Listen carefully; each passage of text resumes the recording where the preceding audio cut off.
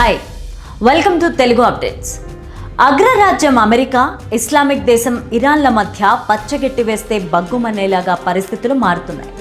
తాజాగా ఇరాన్ ప్రభుత్వ అధికారిక టెలివిజన్ చేసిన ఒక ప్రకటన ప్రపంచవ్యాప్తంగా కలకలం రేపుతోంది. అమెరికా అధ్యక్షుడు డొనాల్డ్ ట్రంప్ను లక్ష్యంగా చేసుకుంటూ this time bullet will not miss, ఈసారి బుల్లెట్ గురి తప్పదు అంటూ సంచలన హెచ్చరికలు జారీ చేసింది. గతంలో పెన్సిల్వేనియాలో ట్రంప్ పైన జరిగిన హత్యాయత్నం ఫోటోలను చూపిస్తూ ఈ వ్యాఖ్యలు చేయడం తీవ్ర చర్చకు దారితీస్తోంది.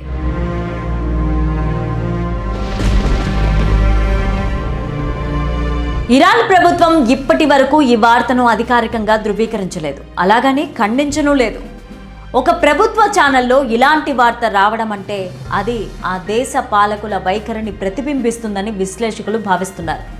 ట్రంప్ తన రెండో విడత పాలనలో ఇరాన్ పైన కఠిన నిర్ణయాలు తీసుకుంటారని, అక్కడ రిజీమ్ చేంజ్ అంటే ప్రభుత్వ మార్పు కోసం ప్రయత్నిస్తారని వార్తలు వస్తోన్న తరుణంలో ఇరాన్ ఈ స్థాయిలో రెచ్చగొట్టడం గమనించాలి. అయితే అమెరికా విదేశాంగ విధానాలే ప్రపంచంలో తీవ్రవాదాన్ని పెంచి పోషించాయని, అవి ఇప్పుడు అమెరికాకే ముప్పుగా మారుతున్నాయని కొంతమంది ప్రముఖ విశ్లేషకులు అభిప్రాయపడుతున్నారు. గతంలో సోవియట్ యూనియన్ను ఎదుర్కోవడానికి ముజాహిదీన్లను ప్రోత్సహించడం ద్వారా బిన్ లాడెన్ లాంటి వాళ్ళు పుట్టుకొచ్చారని, అలాగే సద్దాం హుస్సేన్ అంతం తర్వాత ఐసిస్ వంటి ప్రమాదకర శక్తులు బలపడిన సంగతి తెలిసిందే. ఇరాన్ చేస్తోన్న ఈ బెదిరింపులు చివరికి ఆ దేశానికే శాపంగా మారే అవకాశం ఉంది.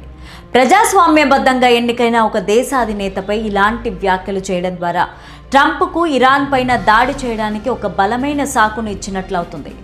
ఇప్పటికే అంతర్జాతీయ స్థాయిలో ఒంటరవుతున్న ఇరాన్ ఇలాంటి ఉన్మాద చర్యలతో మరింత ప్రమాదంలో పడే అవకాశం ఉంది. తీవ్రవాదం ఏ రూపంలో ఉన్నా, ఏ దేశం నుండి వచ్చినా కూడా దాన్ని సభ్య సమాజం ఖండించాల్సిందే. ఇరాన్ బెదిరింపులకు ట్రంప్ ఏ విధంగా స్పందిస్తారు? రాబోయే రోజుల్లో పశ్చిమాసియాలో యుద్ధం తప్పదా? వెయిట్ చేసి చూడాల్సిందే.